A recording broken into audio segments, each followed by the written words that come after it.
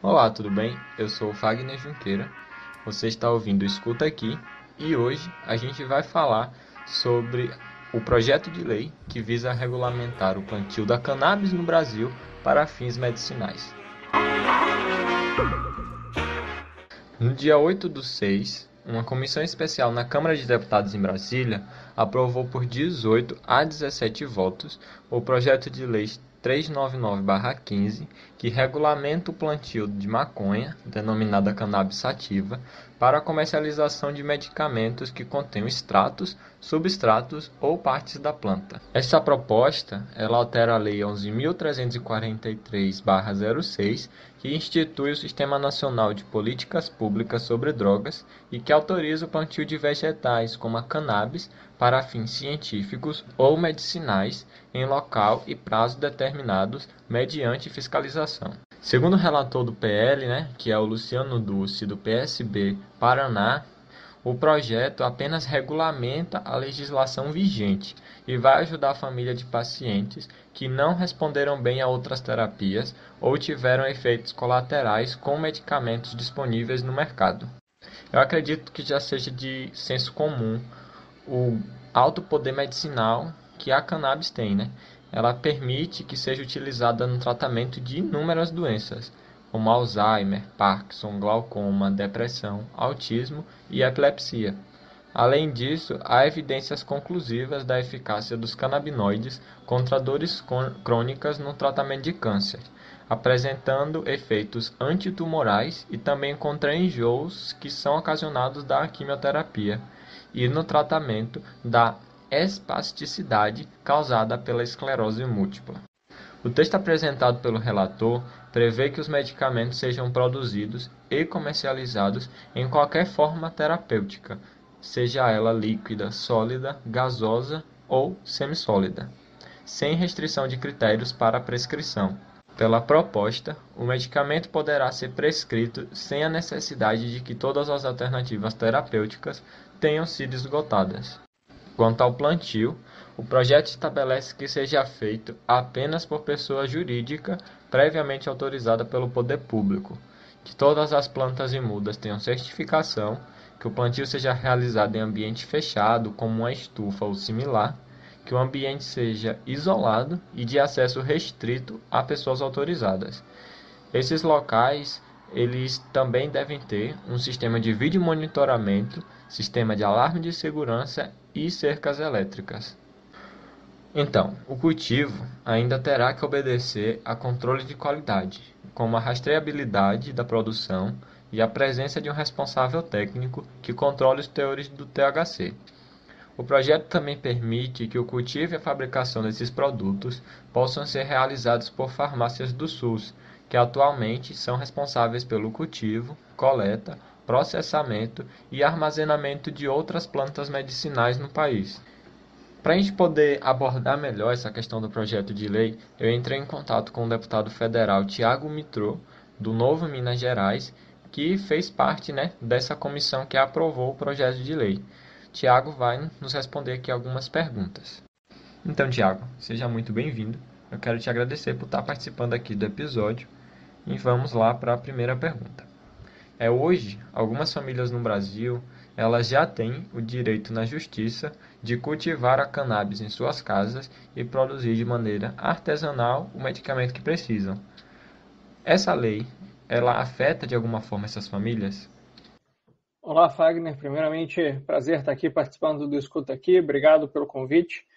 O que o PL 399 de 2015 faz é permitir o cultivo, produção e comercialização de medicamentos à base de cannabis no Brasil, com algumas restrições dentro de condições específicas ali do PL, mas ele não trata da questão de produção artesanal, ou dentro de casa do medicamento. Então, as famílias que receberam o direito de cultivar a cannabis em suas casas por meios judiciais, a princípio não seriam afetadas pelo PL.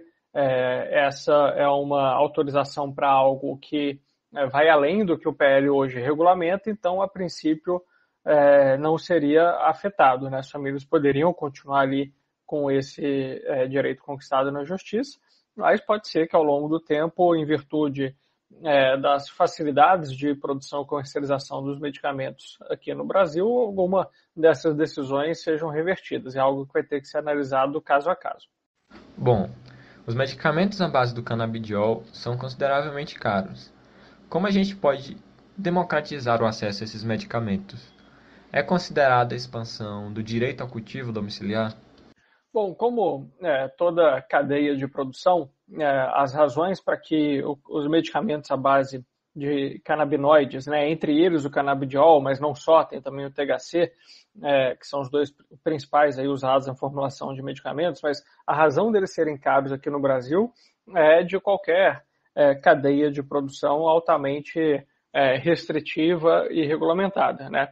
Você limita muito a oferta de insumos e dos produtos, você limita ali as condições de produção do medicamento e aí acaba que ficam pouquíssimas opções no mercado, né? A lei de oferta e demanda cuida do resto para que os medicamentos fiquem muito caros aqui no Brasil. O que a gente fez, então, nesse PL foi reduzir drasticamente as barreiras ali da cadeia produtiva do medicamento. Hoje em dia, o medicamento é importado, salvo aqueles que são produzidos por associações ou as próprias famílias que conseguiram permissão para isso na justiça, mas, exceto esses casos, o medicamento tem que ser importado, que chega ali a depender da dosagem que o paciente usa, coisa de R$2, R$3.000 por mês, né? E o que o PL faz é permitir que seja produzido, cultivada a planta aqui no Brasil, em condições ali ainda com bastante segurança e tudo, com cotas de participação da Anvisa, até mais restritivas do que eu achava que precisaria ser, mas dado que existe todo esse receio de não facilitar o cultivo para uso recreativo, algo que eu não acho que aconteceria, porque eu não acho que ninguém que vai usar ali, cultivar para uso recreativo pediria autorização da Anvisa, mas enfim, foram estabelecidas condições para que a planta seja cultivada no Brasil, depois para que haja a produção do medicamento a partir da planta cultivada aqui no Brasil e, por fim, a sua comercialização. Então, partes significativas da cadeia, como o cultivo da planta e a produção do medicamento, que hoje ainda não acontecem no país, passam a ser permitidas a partir do momento que o PL for aprovado definitivamente pelo Congresso e sancionado pelo presidente. Então, isso vai fazer com que o custo caia bastante, né? E em relação à expansão para o cultivo domiciliar, essa é uma questão que chegou até a ser aventada na comissão, mas existe ainda muito preconceito e muita resistência aos passos que já foram dados na comissão em relação ao cultivo altamente controlado e produção do medicamento aqui no Brasil. Então, a questão do cultivo domiciliar acabou sendo deixada de fora pelo fato de ainda o restante da discussão, que deveria ser mais fácil, ainda ter tido muita resistência. Então, a gente acha que essa questão do cultivo domiciliar, até mesmo para fins medicinais, vai acabar ficando mais para frente, a partir do momento que vai caindo aí o preconceito com os pacientes de medicamentos à base de cannabis e a sociedade vai quebrando ali essa resistência excessiva em relação ao tema. A gente pode dizer que com a abertura para o plantio da cannabis com fins medicinais, o Brasil se aproxima da tendência global de legalização completa da planta, ou ainda é muito cedo para falar sobre isso? Olha, acho que essa discussão da legalização da cannabis, da maconha para uso recreativo e tudo é uma discussão importante, precisa acontecer no Brasil, né? A gente sabe que existem inúmeras ali consequências para a segurança pública, né, para aumento de criminalidade, etc., pelas restrições que existem ao uso recreativo, né? Mas essa é uma discussão completamente à parte da questão medicinal, e a gente fez questão de deixar isso bem claro ao longo da tramitação do projeto na Câmara, né, por um motivo muito simples, né? Por mais que eu acho importante a discussão do uso recreativo, a gente não pode mais fazer com que pacientes, né, de doenças raras, de doenças graves, como Alzheimer, como epilepsia e por aí vai, tenham o seu acesso a medicamento limitado por conta de um preconceito ou resistência, né, que existe em relação a outros usos da planta. Então, a gente fez muita questão de delimitar essa discussão que acontece nesse momento, né, ao uso medicinal ali da cannabis. O PL trata, então, única e exclusivamente disso, né? Acho importante a gente focar para que possa aprovar o quanto antes o PL da questão medicinal e a questão recreativa e por aí vai da cannabis. Acho que tem que acontecer, mas em outro momento e descolada dessa discussão do uso medicinal, porque não há nada mais urgente do que a gente conseguir ofertar a saúde, né, a um preço acessível e no volume adequado, sem burocracia que hoje existe a tantos pacientes que precisam, né, urgentemente desse medicamento. Agora que o PL foi aprovado na comissão especial, quais são as próximas etapas até a sanção do presidente? Bom, esse PL, né, o 399 de 2015, foi aprovado recentemente na comissão especial. Ele, a princípio, seria conclusivo, que significa que aprovado na comissão especial ele iria direto para o Senado, mas, infelizmente, teve ali deputados que apresentaram um recurso para levar esse projeto para o plenário, né, por discordarem ali da sua aprovação e infelizmente, com muita fake news, dizendo que o projeto legaliza maconha no Brasil e um monte de coisa nesse sentido. Então, tiveram ali cerca de 100 deputados que apresentaram um recurso para que obrigue a tramitação do projeto em plenário. O próximo passo é votar esse recurso, né? Caso o recurso seja aprovado pela maioria dos parlamentares, o projeto tem que daí obrigatoriamente ser aprovado também pelo plenário, com designação novamente de um relator, eventualmente alguma mudança de texto. Caso o recurso seja rejeitado, né, ele vai direto para o Senado. Não há um prazo para que esse recurso seja votado. Inclusive, tem inúmeros projetos de décadas atrás que foi apresentado o recurso nunca foi aprovado, nunca foi sequer colocado em votação, e aí o projeto está ali preso nesse limbo, né, ali na Câmara. Mas a gente já teve um compromisso do presidente da Câmara de colocar o recurso em votação. A princípio seria antes do recesso parlamentar, que começa dia 17 de julho.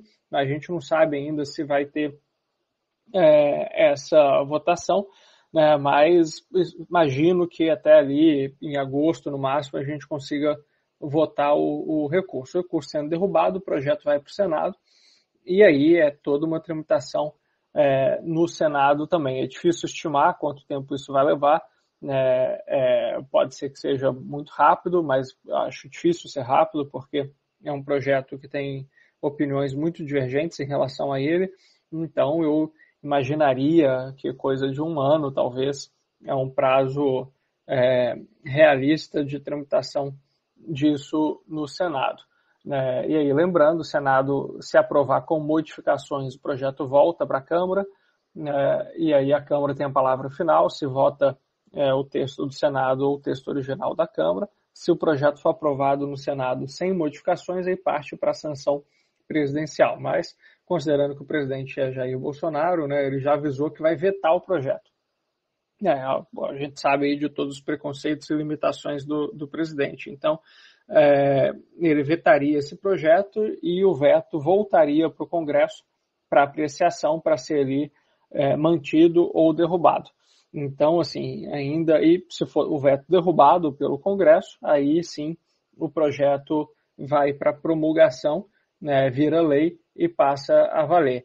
Então, assim, eu adoraria que isso caminhasse muito mais rápido, mas acho que um cenário realista, né, para que toda essa tramitação ocorra seria aí de coisa de 1 ano a 1 ano e meio, o que daria bem até o fim dessa legislatura. Então, eu acho que ainda dá para a gente aprovar nessa legislatura, seria importante, né, mas são prazos que não tem ali uma delimitação fixada, né, então pode levar muito menos ou muito mais do que isso. Nós vamos trabalhar para que seja o mínimo possível. Então, Thiago, muito obrigado por ter colaborado aqui com o episódio e boa sorte com o decorrer aí, né, do projeto de lei. Bom, agradeço bastante aqui, Fagner, o convite para falar sobre esse assunto importantíssimo, como eu falei aqui ao longo do podcast, algo inacreditável, né? O Brasil não dar condições para que pacientes, né, que sofrem ali de inúmeros males tenham acesso ao medicamento que resolve ou pelo menos minimiza drasticamente as dores ali que são acometidas, né? Então é uma discussão que a gente deveria ter feito sei lá quantas décadas atrás e está só fazendo agora em 2021, e ainda assim com inúmeras barreiras colocadas pelos diferentes atores aí, parlamentares e até organizações da sociedade civil que, com base em fake news e práticas ali bastante condenáveis, têm buscado atrasar a tramitação desse projeto. Mas estou otimista de que a gente vai conseguir fazer e caminhar, vencer as últimas barreiras que faltam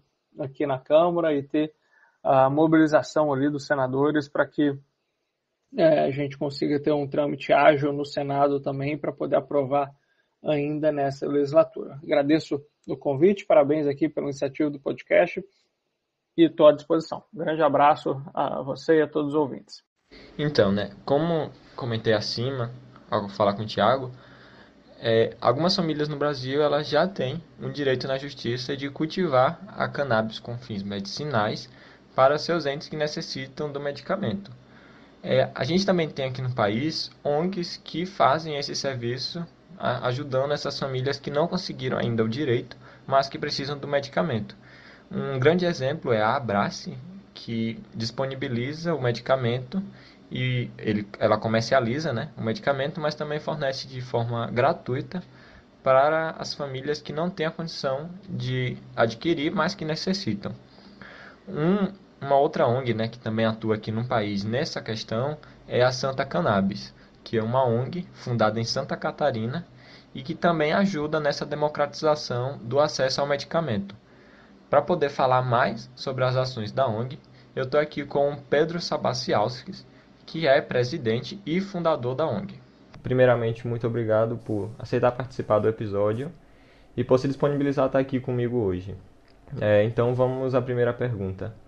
Como a Santa Cannabis surgiu?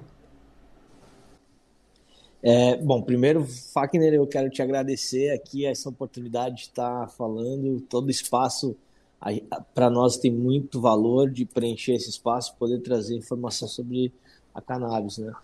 E, cara, Santa Cannabis começou por uma necessidade pessoal da minha avó, que tem Parkinson, e aí ela estava há 8 anos com Parkinson e tomando 8 remédios alopáticos, e aí eu e meu filho conversando, resolvemos fazer uma experiência com a minha avó.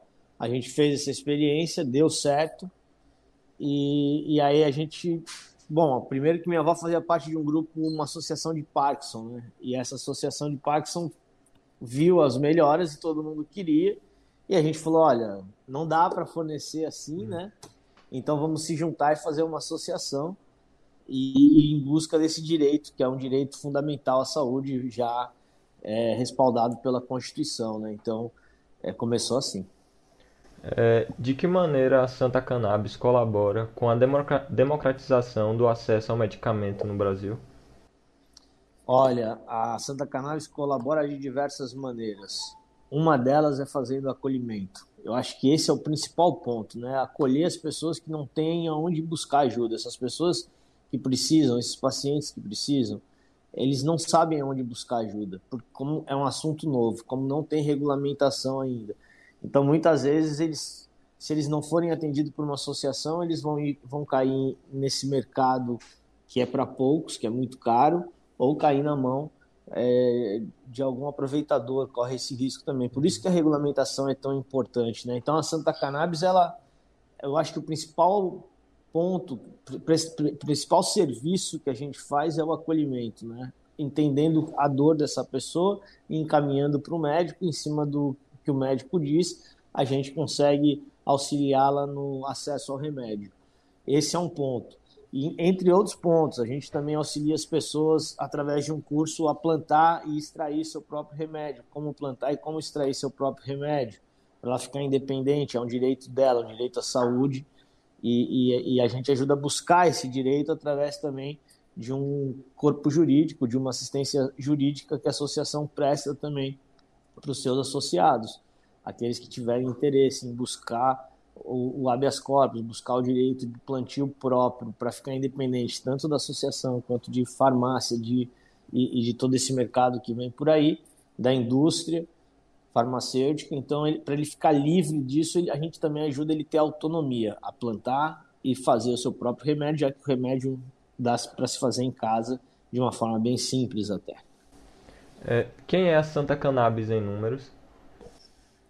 A Santa Cannabis em números, hoje em números, eu diria que ela hoje consegue ter uma capacidade de atender em média 500 a 600 pacientes mensais. É uma associação que tem mais ou menos 30 colaboradores, entre contratados, voluntários, diretoria e parceiros.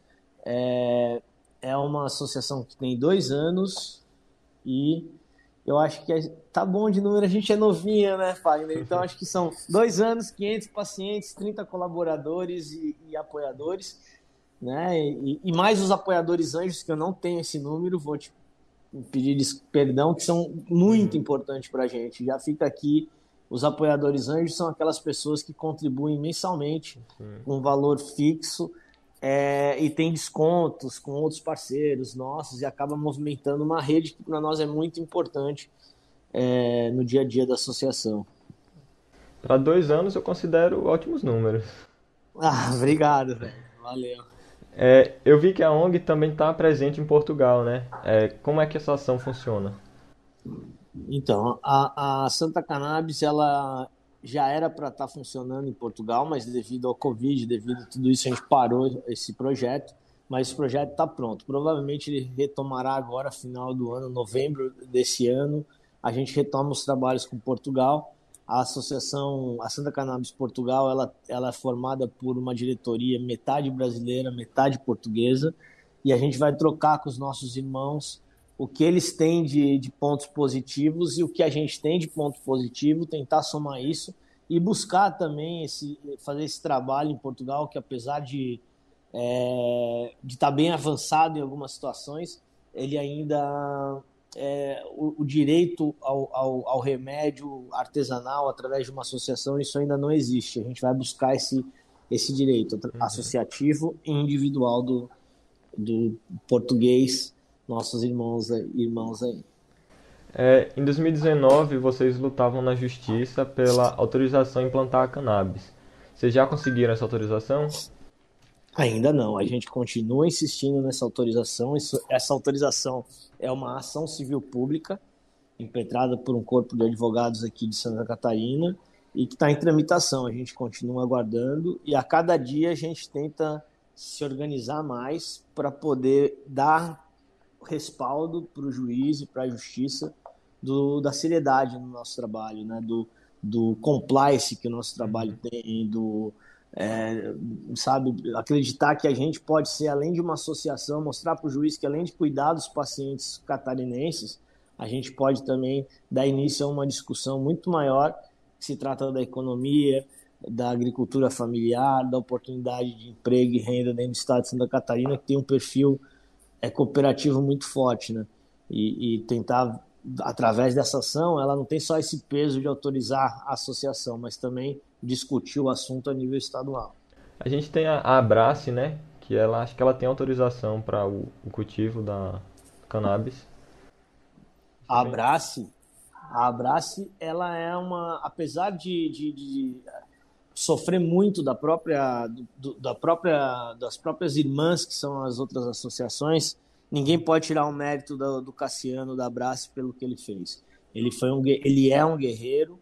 Hoje existe uma discussão porque ele cresceu demais e poucas associações conseguem fazer o que ele faz, e isso é mérito dele, né? Mérito dessa associação que conseguiu na justiça e, queira ou não queira, hoje trata 15 mil pacientes brasileiros. Então, é um cara a ser seguido, é um modelo a ser seguido, e o importante é que as regras não sejam feitas para a Abrace, sejam feitas para as associações todas, de todos os modelos, pequenas, médias e grandes, porque existe hoje uma polêmica justamente na PL 399, que está em andamento na Câmara dos Deputados, na Assembleia Legislativa, na Câmara dos Deputados Federais, e essa discussão ainda, hoje ela garante as associações, mas a gente corre um risco de elas colocarem uma exigência muito alta e que matem as associações. E por isso que a gente está sempre alerta aí, junto com a FACT, com a federação, para não deixar isso acontecer. Porque se há essa discussão, é porque as associações começaram, assim como a Abrace, assim como tantas outras. E como você falou da Abrace, ela é uma referência, e como referência, a Abrace tem que ajudar todas essas irmãs dela a crescerem, como ela já faz hoje, ajudando bastante a associação aí com incentivo. Sua opinião quanto ao PL? Você tem mais alguma coisa a complementar assim? Sobre o PL, é uma grande vitória, né? Uma pequena grande vitória essa que a gente teve agora. Desculpa. E para a gente não continua, é uma luta que não parou, porque a gente vai ter que agora passar pelo plenário, são 520 deputados, então vai ser uma discussão, vai ser uma grande briga, e eu acho que vai ser um ativo da próxima eleição, vai ser um assunto bem discutido na próxima eleição, e pode definir até presidente, eu diria. Sim, verdade. Então, essas são as minhas perguntas. Você quer colocar alguma consideração ao final, uma mensagem? Não, eu gostaria de agradecer por esse espaço, Fagner, falar em nome dos associados e dos voluntários e da diretoria, que esse espaço é muito importante. Toda vez que a gente é convidado para falar, a gente fica lisonjeado, e agradecer por essa voz que tu está dando a gente. Acho que é isso. Então, gente, esse foi o episódio de hoje. Eu quero agradecer a você que ouviu até aqui. Agradecer a Students for Liberty Brasil pela coordenação de Sergipe, que está mais uma vez aqui apoiando o podcast. E agradecer também aos participantes, né? O Thiago e o Pedro. Se você quiser me seguir nas redes sociais, você pode me encontrar no Twitter como @FagnerJunqueira e no Instagram como @FagnerJunqueira_. Eu espero que você tenha curtido esse podcast e também espero encontrar você aqui mais vezes. Obrigado.